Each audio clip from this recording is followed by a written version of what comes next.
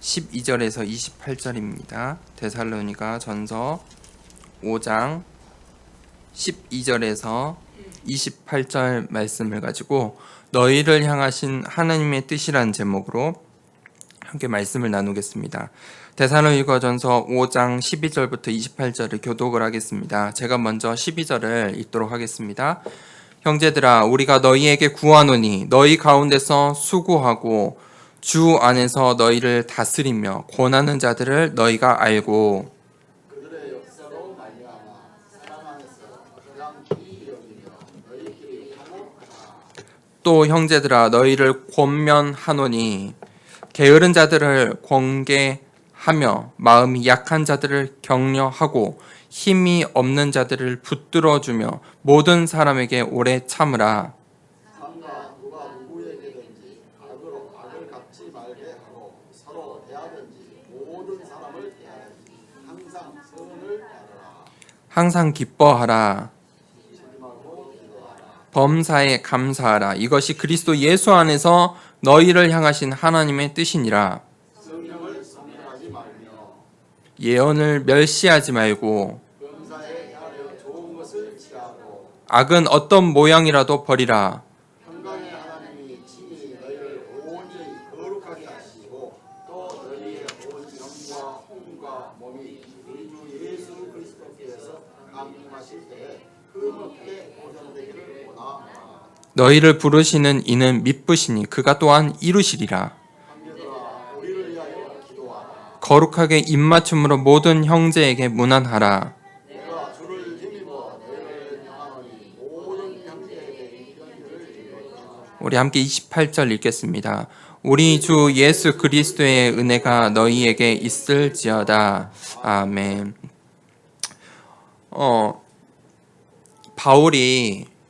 바울의 우리가 이 언약의 여정, 바울의 언약, 바울의 사명을 이제 조금 이해를 하고 있다고 생각이 듭니다.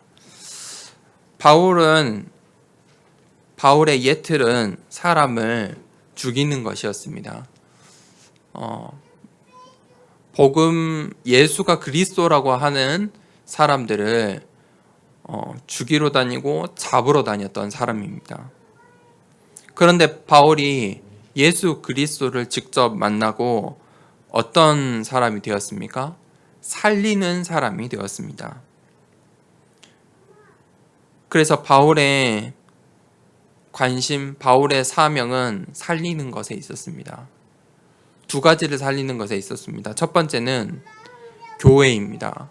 바울은 전도 여행을 다니며 그의 일생 동안 교회를 세우고 살리는 이 사역을 하였습니다. 그래서 바울의 이 편지들을 보면은 교회와 사람에 대해서, 교회와 중직자, 그렇게 두 관점을 가지고 이 편지가 쓰여져 있죠. 두 번째는 이 사람에 관심이 있었어요. 그래서 바울은 늘 이 전도 여행을 하면서 세워진 교회들의 성도들, 장로들, 또 자신들의 후배 목회자들 늘 관심을 갖고 그들 개개인의 삶에 관심을 가졌어요. 그래서 데살로니가 전서를 보아도 그렇죠. 계속해서 그들의 작은 삶까지 메시지를 주죠. 바울은 그렇게 교회와 사람의 관심을 가지고 살리는 자의 살리는 이 사명을 가지고 있었어요. 왜냐하면 하나님이 하시는 일이 있기 때문이에요. 하나님의 일, 하나님의 미션이 무엇입니까? 그것이 바로 이 바울과 같은 자들을 구원하시고 증인으로 세우시는 거예요. 죽이던 자의 삶을 살던, 복음 전하는 자들을 핍박하고 방해하던 그런 인생을 살던 바울을 하나님께서 구원하시고 완전한 증인으로 삼으셨어요. 그 자체가 증인인 거죠. 그것이 하나님의 일이에요. 하나님께서 우리의 인생을 증인으로 삼으시고 나를, 여기에 앉아있는 우리 성도님들을 구원해 주셨어요. 왜냐하면 그 자체가 하나님의 일이에요. 미션이에요. 그게 증인이에요. 복음 받은 내 삶 자체가 증인인 거예요. 하나님이 그 구원을 베푸신 거죠. 그래서 그 증인들을 언약의 여정의 삶을 살도록 인도하세요. 그것이 하나님의 일이에요. 그리고 그 개개인을 하나님께서 어떻게 하십니까? 치유하시고 바꿔가세요. 바울이 어떤 사람으로 바뀌었습니까? 위대한 전도자로 바뀌었어요. 완전한 전도자의 삶을 살았죠. 수많은 교회를 세우고 당시 초대교회들을 세우는 걸로 끝나지 않았어요. 세우고 양육하고 바울이 완전히 새 사람이 되었죠. 재창조된 것이에요. 하나님께서 그렇게 치유하세요. 그리고 그 바울, 그리고 여기 앉아있는 우리를 통해서 그 현장을 치유하세요. 바울이 없었다면 이 데살로니가 교회가 바르게 썼을까요? 믿음의 본이 되는 교회가 될 수 있었을까요? 야손이라는 증인이 없었으면 이 데살로니가 교회에 교회가 세워졌을까요? 하나님의 사역이에요. 역사예요. 증인을 세우시고 그들을 언약의 여정으로 이끌어내시고 그들을 통해서 치유하세요.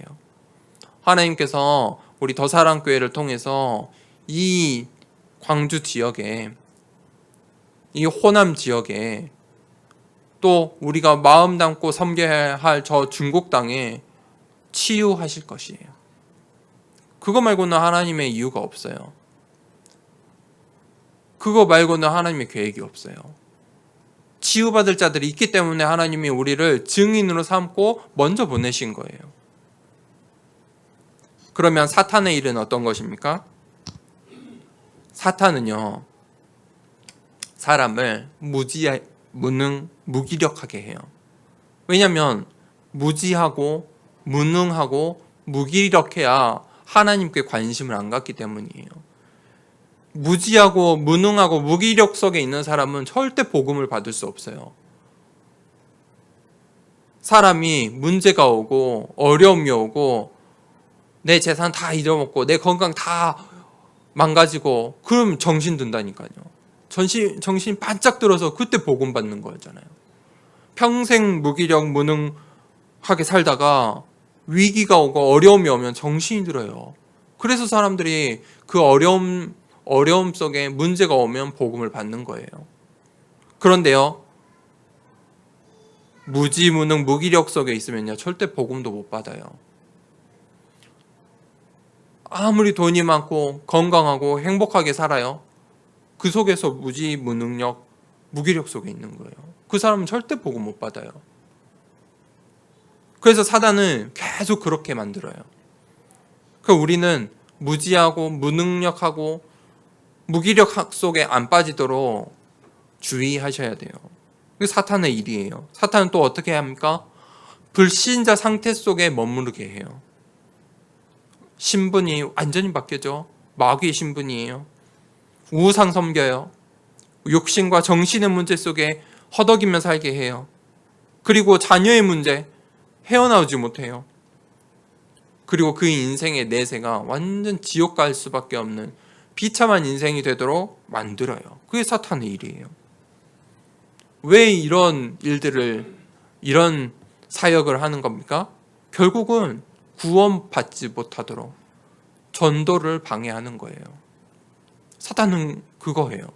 전도 방해예요. 구원받지 못하도록 해요. 그게 사탄의 일이에요. 그래서 우리가 반드시 이것들을 구분하셔야 돼요. 오늘 데살로니가전서 이제 마지막이에요. 너희를 향하신 하나님의 뜻, 우리를 향하신 하나님의 뜻이 무엇인지 오늘 함께 나누고 또 찾아내고 발견하길 원합니다. 첫 번째 내지는 사람들과의 신앙생활이에요. 신앙생활은 함께하는 거잖아요. 이 사람들과의 신앙생활 속에서 중요한 규범들이 있어요. 그게 바로 12절부터 15절이에요. 12절 함께 볼까요? 형제들아, 우리가 너희에게 구하노니 너희 가운데서 수고하고 주 안에서 너희를 다스리며 권하는 자들을 너희가 알고 지금 어떤 자들을 지금 이야기하죠? 바울이 교회 지도자들을 이야기하는 거예요. 이 데살로니가 교회 장로들을 이야기하는 거예요.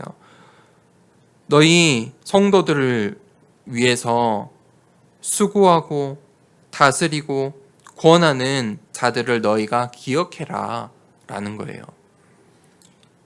이 데살로니가 교회가 믿음의 본이 되는 것은 중요한 교회 지도자들이 있기 때문이다. 반대로 교회 지도자들은 어떤 일을 해야 돼요? 수고하고 다스리고 권하는 사역을 해야 되는 거예요. 그리고 우리가 이런 사역을 하는 지도자를 존경해야 돼요. 그래야 교회가 든든하게 서게 되어 있어요. 우리가 이 더사랑교회를 이제 시작하였는데 이 교회에 수고하고 다스리고 권하는 이 중요한 사역을 함께 감당하기 원합니다. 5장 13절에 그들의 역사로 말미암아 사랑 안에서 가장 귀히 여기며 너희끼리 화목하라. 사랑 안에서 가장 귀하게 여기라는 거예요. 세상의 원리는, 세상의 지도자들의 원리는 뭐예요? 세상의 지도자들은요, 돈과 명예를 위해서 살아가요. 돈이 있는 곳에, 그리고 명예가 있는 곳에, 그런 곳에 관심을 갖고 열심을 쏟아요. 그게 세상의 지도자들이에요. 교회의 지도자들은 어디에 관심을 둬야 돼요? 하늘의 상급에 관심을 둬야 돼요. 그래서 사랑 안에서 가장 귀하게 성도들을 여겨야 돼요. 교회 안에서 화목해야 돼요. 너희끼리 화목하라. 무슨 말이에요? 너희끼리 화목하라. 먼저 교회 안에서 화목해야 된단 말이에요. 너희끼리 화목하라.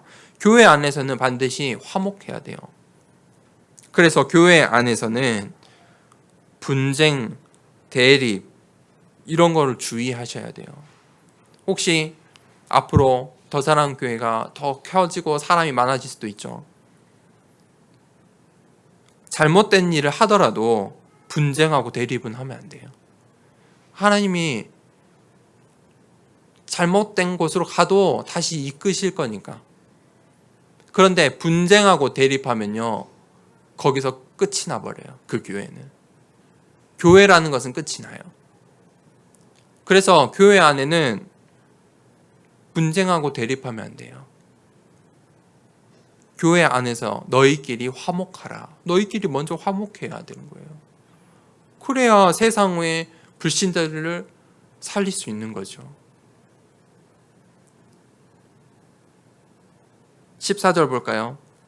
또 형제들아 너희를 권면하노니 게으른 자들을 권계하며 마음이 약한 자들을 격려하고 힘이 없는 자들을 붙들어주며 모든 사람에게 오래 참으라.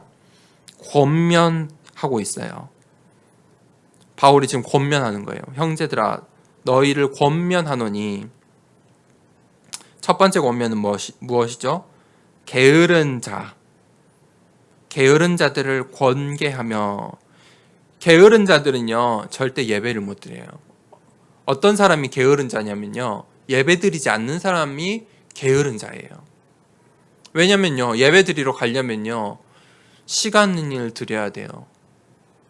예배 드리러 가려면 신경을 써야 돼요. 예배 드리러 가려면 포기를 해야 돼요. 그 시간에 해야 되는 것을. 하나님께서 게으르지 말래요. 예배 드리는 일에, 함께 모이는 일에 힘써야 되는 거예요. 권계라는 말은 지도하라는 말이에요. 그래서 교회 안에 게으른 자, 예배 드리지 못하는 자들을 지도해야 하는 것이죠. 두 번째는요, 마음이 약한 자들이 있어요. 마음이 약한 자들은요 쉽게 낙심해요. 사람은 실수할 수 있죠. 누구나 실수할 수 있어요. 그런데 그 실수로 낙심하고 완전히 낭망 상태에 있고 무기력 상태, 무능의 상태로 가면 안 돼요. 마음이 약한 거예요. 마음이 약한 사람들이 있으면 어떻게 해야 돼요? 격려해야 돼요. 잘한다고 해줘야 돼요. 할 수 있다고 해줘야 돼요. 힘내라고 해줘야 돼요. 격려해야 돼요. 교회 안에서 지금 있어야 될 일들이에요. 마음이 약한 사람들에게는 격려해줘야 돼요. 마음이 약한 사람에게 훈계를 하면 안 돼요. 마음이 약한 자인데 그거를 판단하지 못하고 왜 예배드리지 못하냐, 왜 그러냐, 누구에게나 다 올 수 있는 거야 하면서 훈계를 하면 안 돼요. 더 낙심해요. 마음이 약한 사람들은 어떻게 해야 돼요? 격려해야 돼요. 이거 간단한 말 같은데 정말 중요한 거예요. 격려해야 돼요. 교회 안에는 격려가 있어야 돼요. 세 번째, 힘이 없는 자들이 있어요. 힘이 없다라는 말은 믿음이 약하다는 거예요. 믿음이 없어요. 믿음이 약해요. 그런 사람들은 어떻게 해야 돼요? 붙들어 주래요. 붙들다는 말은 뭐예요? 잡아주는 거예요. 쓰러지지 않게, 믿음을 포기하지 않게 잡아주는 거예요. 힘이 없는 자는 잡아줘야 돼요. 우리 주위에 힘이 없는 자들이 있으면 잡아주시길 바랍니다. 잡아줘야 돼요. 그 사람들은 누군가 잡아주길 원해요. 힘이 없는데. 어르신들이, 할머니, 할아버지들이 힘이 없잖아요. 80세 되면 힘이 없어요. 뭔가 도구의 힘을 빌리고 사람의 힘이 필요해요. 잡아주길 원해요. 신앙도 마찬가지예요. 잡아줘야 돼요. 이런 사람들은 잡아줘야 돼요. 그리고 모든 사람에게서 오래 참으래요. 이게 중요한 원리예요. 가장 중요한 원리예요. 모든 사람에게 오래 참으라. 지금 이게 데살로니가 교회만 하는 말씀이 아니에요. 고린도전서 13장 4절에도 똑같이 말하고 있어요. 사랑은 오래 참고 사람에게 오래 참아야 돼요. 15절 볼까요? 삼가 누가 누구에게든지 악으로 악을 갚지 말게 하고 서로 대하든지 모든 사람을 대하든지 항상 선을 따르라. 무슨 말이에요? 복수를 이야기하는 거예요. 복수하는 것은요, 끝이 없어요. 악을 악으로 갚는 것은 끝이 없는 거예요. 절대 끝이 없어요. 복수하려고 하면 그 복수의 끝은 절대 있을 수가 없어요. 계속 나도 악해질 수밖에 없어요. 그래서 하나님께서 뭐라고 하시죠? 선을 따르래요. 선행하래요. 선행. 그 선행은 무엇입니까? 선행은 하늘의 상급이 있어요. 하나님의 선을 따르시길 바랍니다. 따르라. 지금 15절 말씀은 명령의 말씀이에요. 이렇게 해라. 복수하지 말고 선을 따르라. 선행을 베풀라. 라고 말하고 있어요. 이게 바로 사람들과의 신앙생활의 규범이에요. 그게 첫 번째 대지예요. 우리가 사람들하고 신앙생활하고 사람들하고 살아가는데 이렇게 살아야 돼요. 이게 복음 가진 자의 삶이에요. 두 번째 볼까요? 나의 신앙생활이 있어요. 내가 해야 되는 신앙생활이 있어요. 그게 5장 16절에서 22절이에요. 그런데 우리 신앙생활에 두 가지가 있는데 반드시 해야 할 것이 있고 반드시 하지 말아야 될 게 있어요. 반드시 해야 할 것이 16절에서 18절이에요. 16절을 항상 기뻐하라. 항상이란 말은 무슨 말이에요? 24시예요. 기뻐하라. 기쁨의 반대말은 무엇이에요? 우울하고 낙심하고 좌절하는 거예요. 어떻게 기뻐할 수 있어요? 이렇게 안 하면 돼요. 우울하고 낙심하고 좌절해 있으면 내가 힘을 내야 되는 거예요. 항상 기뻐하라. 반드시 해야 되는 거예요. 두 번째는요. 5장 17절에 쉬지 말고 기도하라. 쉬지 말고란 말은 무엇일까요? 쉬지 않을 수가 있어요, 우리가? 25시를 이야기하는 거예요. 없는 시간이에요. 사실은 시간을 넘어서는 개념이죠. 쉬지 말고 기도하라. 기도의 반대말은 무엇입니까? 기도 안 하면 어떻게 돼요? 불신앙이에요.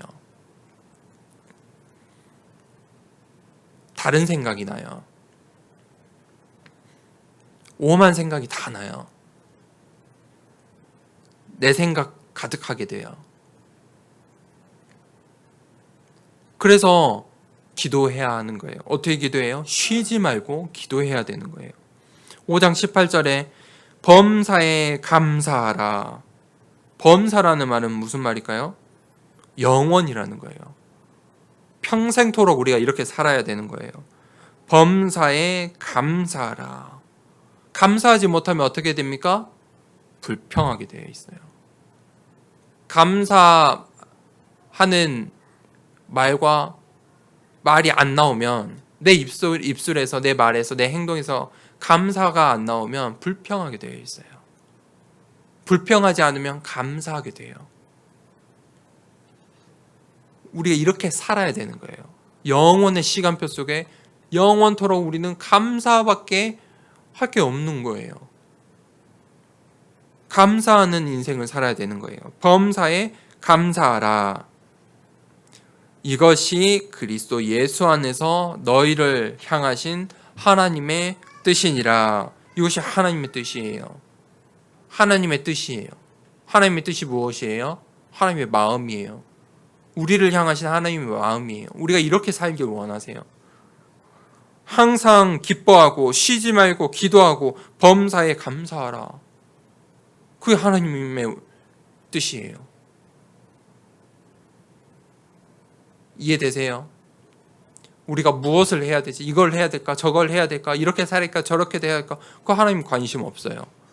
어떤 환경에 있든지 어느 순간이든지 어떤 문제, 어떤 핍박 속에 있든지 항상 기뻐하라. 쉬지 말고 기도하라. 범사에 감사하라. 그것이 하나님께서 우리를 향하신 뜻이에요. 같이 한번 해볼까요? 항상 기뻐하라. 쉬지 말고 기도하라. 범사에 감사하라. 이것이 하나님의 뜻이에요. 그러면 하지 말아야 될 게 있어요. 반드시 하지 말아야 될 게 지금 뒤에 나와요. 19절에서 22절이에요. 같이 볼까요? 19절에 성령을 소멸하지 말고. 성령은요, 불로 성경이 늘 표현을 해요.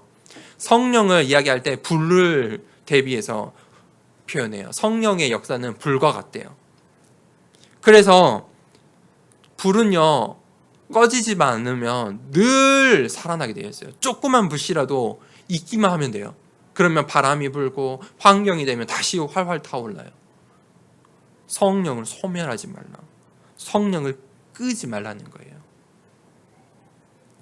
사도행전 2장 3절에 보니까 오순절 날에 성령이 강림했는데 불의 혀같이 각 사람에게 임했다고 했어요. 그 성령의 역사예요. 성령의 충만함을 받으면 성령의 이 성령 강림의 역사가 일어나면 불의 혀처럼, 불의 혀가 뭐예요? 불이 한 가지 색깔만 있는 게 아니잖아요. 다양한 색깔이 있죠. 안에는 파란색이고 끝에는 빨간색이고, 그 불이 이렇게, 우리가 불을 그림 그릴 때 어떻게 그립니까? 이렇게 꼬리를 그리죠. 항상 불의 혀처럼. 불은요 계속 움직여요.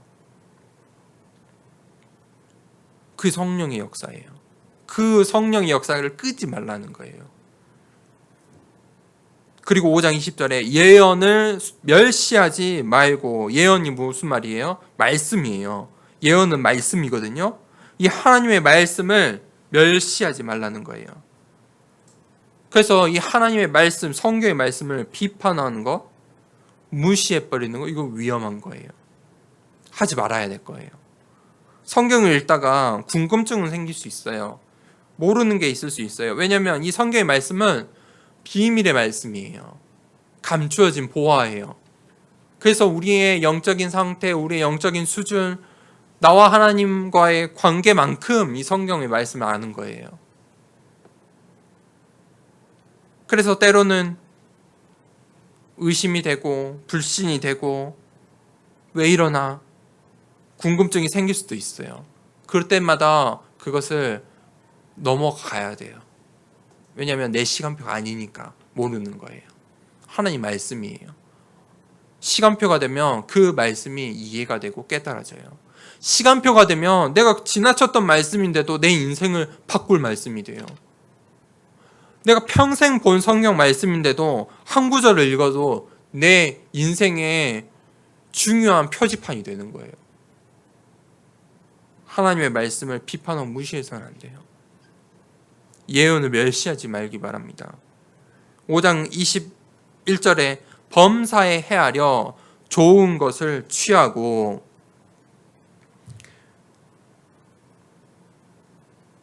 말씀을 우리가 분별해서 취해야 돼요. 헤아려 좋은 것을 취하래요. 구분하라는 거예요. 왜냐하면 이 데살로니가 교회 보니까 바울이 지금 데살로니가 전서를 보니까 잘못된 종말론자들이 이 교회 안에 있었어요. 그래서 예수님 곧 올 거야, 곧 재림하셔 하고 게으르게 살던 자들이 있었어요. 그러니까 바울이 지금 다시 내세에 대해서, 종말에 대해서, 또 그들의 삶에 대해서 게으르게 살지 말라 계속 말하는 거죠. 반드시 잘못된 눈을 가지고 성경을 보면 나태한 삶을 살게 돼요. 게으르게 살게 돼요. 그 종말론자들이, 잘못된 종말론자들이 있었죠. 그래서 말씀을 헤아려 좋은 것을 취해야 돼요. 말씀을 분별해서 취해야 돼요.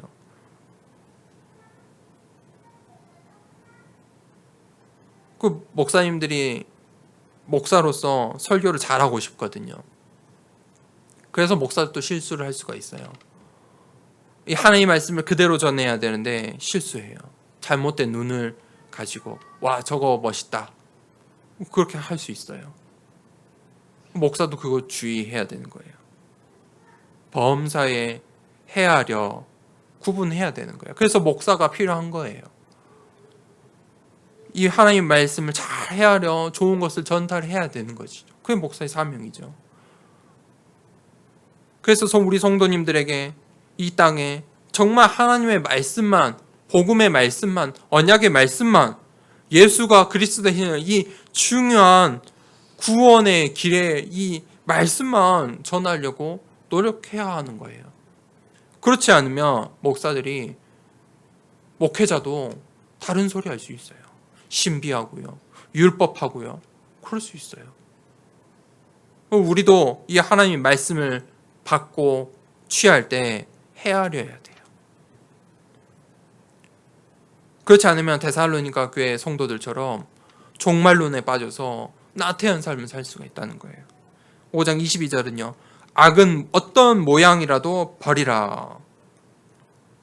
그래서 지금 이어지는 말씀이에요. 여기서 악은 이 성경 말씀에 이 데살로니가 전서의 상황을 볼 때는 잘못된 말씀이에요. 잘못된 말이에요. 사람의 말이에요. 하나님 말씀이 아니에요. 바울의 지금 복음 전하는 이 바울의 사역을 반대하는 말이에요. 이상한 말을 하고 있는 거예요. 예수 그리스도 붙잡지 않는 거예요. 언약 붙잡지 않는 거예요. 지금 다른 거예요. 하는 거예요. 그거 버리라는 거예요.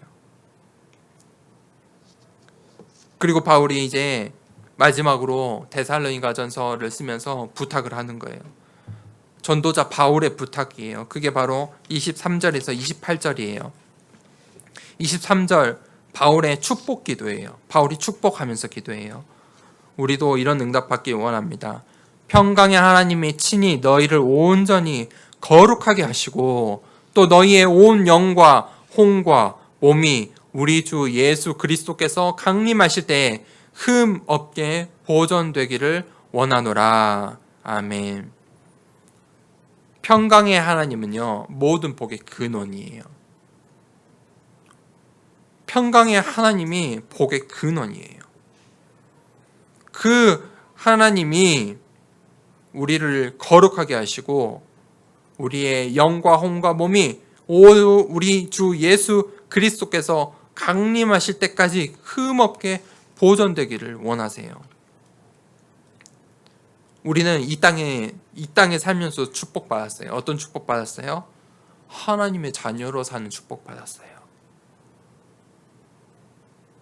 그 현세의 축복이에요. 이 땅에서 악으로 가득하고 이 세상의 주관자들이 사탄이라고 했는데 우리 이 땅에서 하나님 자녀로 사는 축복받았어요.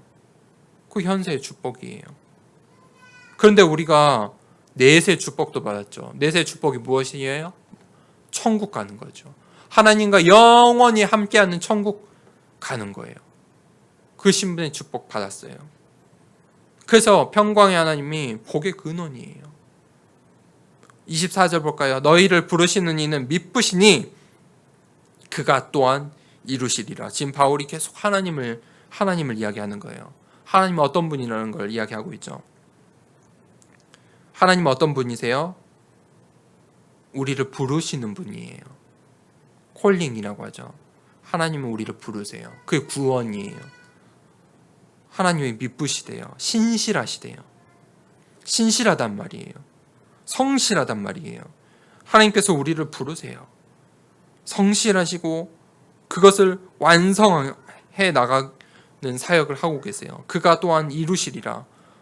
우리의 구원을 하나님께서 이루시는 거예요. 빌립보서 1장 6절에 보니까 시작과 끝이 예수 그리스도의 사역이에요. 시작하시는 이도 예수 그리스도니 완성하시는 이도 예수 그리스도예요. 우리의 인생 어떻게 시작됐어요?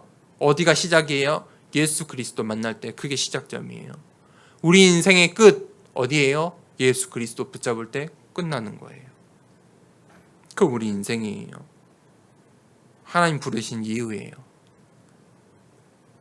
25절에 형제들아 우리를 위하여 기도하라. 무슨 말이에요? 중보기도를 이야기하는 거예요. 서로를 위해 기도하는 거예요. 기도 중에 가장 중요한 기도예요. 나를 위해서 기도하는 것도 중요하지만 서로를 위해 기도하는 것도 매우 중요해요. 이 서로를 위해 기도하는 거, 우리를 위해 기도하는 거, 중보기도, 그게 바로 성도의 교제예요. 성도의 교제는 이야기를 많이 하고 밥을 같이 먹고 맞아요. 근데 진짜 교제는 무엇이냐? 서로를 위해 기도하는 거예요. 그게 교제예요. 우리 더사랑교회는 서로를 위해 기도하는 이 교제가 있길 바랍니다. 하나님 나라를 위해서 기도하는 거예요. 5장 26절에 거룩하게 입맞춤으로 모든 형제에게 문안하라. 교회 안에서 모든 사람에게 문안해야 돼요. 팔을 이어서는 안 돼요. 끼리끼리 해서 안 돼요. 모든 사람에게 문안해야 돼요. 5장 27절에 내가 주를 힘입어 너희를 명하노니 모든 형제에게 이 편지를 읽어주라. 지금 명령의 말씀이에요. 이 편지를 모든 사람에게 일하래요. 내가 너희에게 명하노니. 왜 이런 말을 했을까요? 아마도 모든 사람에게 읽혀지지 않는 편지도 있었던 것 같아요. 반대로 말하면 이 편지를 받고 지도자들이, 교회 지도자들이, 교회 일부 사람들이 자기들만 가졌다는 거예요. 다른 성도들에게 읽혀주지 않았다는 거예요. 왜 그랬을까요? 정치죠. 자기에게 불리하니까. 자기에게 불리하니까. 자기 집단에 불리하니까. 그런 사람들이 있었다는 거예요. 생각해 보세요. 지금 이 데살로니가 교회 안에서 정말론, 잘못된 정말론을 가지고 있던 성도들이 이 편지를 받았어요. 읽어줬을까요? 읽지 않았겠죠. 잘 읽어주려고 안 했겠죠. 그래서 바울이 명령하는 거예요. 너희에게 명령하느니 모든 형제에게 이 편지를 읽어주라. 하나님의 말씀은요, 확산돼야 돼요. 읽어줘야 돼요. 하나님의 말씀은 전달을 해야 돼요. 그래야 데살로니가 전서의 이 말씀이 성취가 되는 거예요. 바울은 이 편지를 썼잖아요. 바울이 혼자 썼어요. 하나님의 은혜, 하나님의 성령의 감동하심을 힘입어서 썼어요. 그 쓴 편지가 전달이 안 되면 오늘날까지 오지 못했겠죠. 복음인을 받았어요. 구원의 길 갖고 있어요. 알고 있어요. 내가 전달하지 않으면 끝나는 거예요. 모든 형제에게 이 편지를 읽어주지 않으면 전달되지 않는 거예요. 복음은요, 확산돼야 돼요. 그 바울이 명령하는 거예요. 바울이 이 전도에 대해서만큼은 확고한 거예요. 확고하게 말하는 거예요. 앞에는 권면하는 것도 있었잖아요. 이렇게 해라. 이렇게 하면 좋겠다. 지금 이건 뒷부분은 다르죠. 느낌이 달라요. 이거만큼은 확실히 너희가 전해라. 전도의 바울의 사명이죠. 28절을 함께 읽을까요? 우리 28절 함께 읽겠습니다. 우리 주 예수 그리스도의 은혜가 너희에게 있을지어다. 아멘. 은혜라는 말을 하고 은혜가 너희에게 있을지어다 하고 축복하고 마무리를 하죠. 사람들이 은혜를 받길 원해요. 은혜가 무엇이에요? 은혜라는 말에 정의를 잘 내려야 돼요. 은혜는요, 하나님께서 예수 그리스도로 인하여 죄인을 의롭다 하시고 영원한 생명을 주신 일이에요. 그게 은혜예요. 은혜가 무엇이라고요? 하나님께서 예수 그리스도를 통해서 죄인인 우리를 의롭게 하시고 영원한 생명을 주신 일이에요. 그게 은혜예요. 그래서 은혜 받아서 우리가 구원받았죠. 그럼 내가 은혜 받았다라는 말은 무슨 말이에요? 은혜 받았다는 말은 무슨 말이에요? 내가 구원받은 것을 다시 한번 붙잡은 거예요. 깨닫는 거예요. 은혜 받는 일은 어떤 일이에요? 내가 누구인지 깨닫는 거예요. 내게 생명 주신 이 하나님, 예수 그리스도, 내 인생의 모든 문제 해결자 되시는 예수 그리스도, 그 발견하는 거예요. 그게 은혜 받는 일이에요. 은혜가 뭔지도 모르고 하나님 은혜 주세요, 은혜 주세요. 멍청한 짓이죠. 은혜가 뭔지 알아야 돼요. 진짜 은혜를 우리가 갈망해야 돼요. 은혜 받는 더사랑교회 성도님들이 되시길 축복합니다. 하나님께서 우리에게 영원한 생명을 주셨어요. 그거 깨닫는 게 은혜 받는 거예요. 하나님께서 예수 그리스도를 통해서 나를 의롭게 여기셨어요. 그거 깨닫는 게 은혜 받는 거예요. 그 은혜가, 우리 주 예수 그리스도의 은혜가 우리에게 있길 바랍니다. 결론을 내리겠습니다. 이 데살로니가 전서를 이제 마무리를 합니다. 우리가 이 언약의 여정 속에 살아가고 있습니다. 우리 인생이 언약의 여정입니다. 근데 이 언약의 흐름이 있습니다. 흐름이라는 것은 물줄기와 같습니다. 물이 흘러가는 줄기가 있어요. 그것은 사람이 마음대로 할 수 있는 것이 아니에요. 그렇죠? 사람이 마음대로 하면 반드시 잘못된 결과가 나와요. 물줄기가 있어요. 그럼 우리가 어떻게 못하는 거예요? 언약의 흐름이 있어요. 그럼 우리가 어떻게 못해요? 근데 그 흐름 속에서 자꾸 나오려 하고 나랑 안 맞다고 발버둥 치면 어떻게 돼요? 힘들어요. 물줄기를 즐겨요. 사람들이 파도를 타잖아요. 물줄기 속에 우리의 몸을 맡겨요. 어떻게 해요? 즐거워요. 재미있어요. 사람들이 그거 하려고 놀러 가요. 물 타러 가요. 어떤 사람들은. 언약의 흐름 속에 우리 인생을 맡겨야 돼요. 그 언약의 흐름이 무엇입니까? 첫 번째는 전도 운동이에요. 하나님은 반드시 생명 살아나는, 생명 살리는, 생명이 살아나는 그 역사들 속에 우리를 집어넣으셨어요. 그 인간의 역사예요. 인간사예요. 이 시대의 역사예요. 전도 운동을 중심으로 일어나요. 그게 하나님의 관점이에요. 하나님께서 가장 원하시는 게 무엇이죠? 전도 운동이 왜 전도 운동이 하나님이 원하시죠? 세계 복음화 때문에. 땅 끝까지 이르러 내 증인이 되리라고 축복하셨잖아요. 그렇게 되라고 하셨잖아요. 그래서 우리가 사도행전 1장 8절 말씀, 그 말씀 때문에 마태복음 마지막에 예수님의 지상 대명령의 말씀, 이 세계 복음화 때문에 사는 거예요. 이 세계 복음화 때문에 증인으로 하나님께서 나를 먼저 부르신 거예요. 그게 언약의 흐름이에요. 두 번째 언약의 흐름은 무엇이에요? 후대 운동이에요. 우리 후대들이 언약이 전달되는 거예요. 그래서 우리 후대들을 언약을 전달하는 이 일에 생명 걸어야 돼요. 그래야 교회가 남아요. 후대가 없으면 교회는 무너져요. 끝이 나요. 후대가 있어야 돼요. 그래서 우리 자녀들에게 무엇을 전달해야 돼요? 너는 언약 가진 백성이야. 하나님 자녀야. 너를 하나님께서 이 시대에 남겨두신 자야. 렘넌트야. 그 정체성 심어주셔야 돼요. 너 렘넌트야. 정체성 심는 것이 우리의 후대 운동이에요. 그리고 세 번째가 남은 자예요. 하나님이 나를 남은 자로 삼으셨어요. 나를 남은 자 증인으로 삼으셨어요. 내가 렘넌트예요.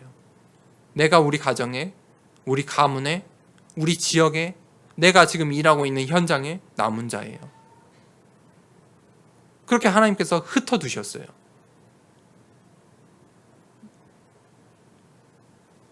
그 하나님 계획이에요. 어떤 사람들은 역사 속에서도 있죠. 수도원 운동. 믿는 사람들끼리 모아 함께 살아요. 그거 하나님 원하시는 거 아니에요. 믿는 사람들끼리 이 마을에 다 몰려 살면 도대체 저 마을, 반대 마을 사람들에게는 누가 복음을 전할 수 있겠어요? 그거 하나님 원하시는 게 아니에요. 흩어지게 하신 거예요. 하나님께서 나를 남은 자 삼으셨어요. 그 우리의 인생의 언약의 여정이에요. 언약의 흐름이에요. 우리가 이 언약의 흐름에, 이 언약의 대열 속에 같이 빠져들기 원합니다.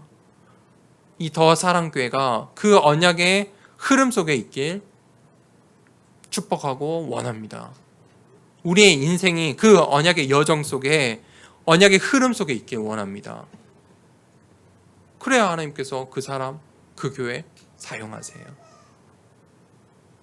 그래서 우리가 데살로니가 교회처럼 정말 이 지역에, 이 시대에 하나님께서 보실 때 믿는 자들의 본이 될 만한 칭찬받는 교회가 되길, 또 우리의 인생 되길 축복하고 우리가 또 기도하길 원합니다. 이 시간 함께 기도하겠습니다.